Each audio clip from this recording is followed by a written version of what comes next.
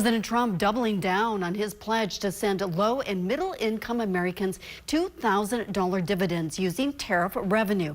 It's a tall promise and one that government budget experts say would take 2 years worth of tariffs to pay for. National correspondent Atra El-Nashar has more on how this would or wouldn't work.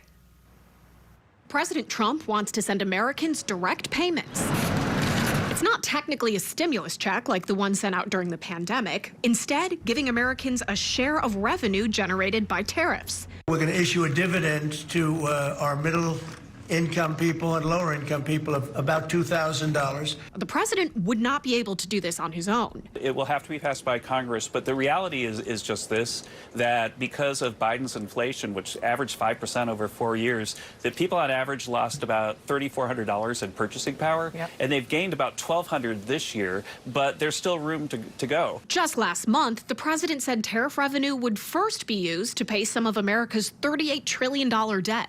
Number one, we're paying down debt because people have allowed the debt to go crazy. When we studied the matter in the summer, that we thought that deficit reduction might be the best use of those monies, but we've had a big surge in tax revenues. You've seen even a bit surplus in the latest monthly Treasury report. Experts at the Nonpartisan Committee for a Responsible Federal Budget say this doesn't add up. The reality is we have surpluses in tax collection months. So we have surpluses in April, we have surpluses in September. Overall, there's no surge in revenue, and what we're seeing is deficits are still trucking along at about $2 trillion a year. With paying dividends now the priority, the question remains, can America afford it? The tariffs that President Trump has enacted, when they're in full effect, are going to raise about $300 billion a year. That's a lot of money.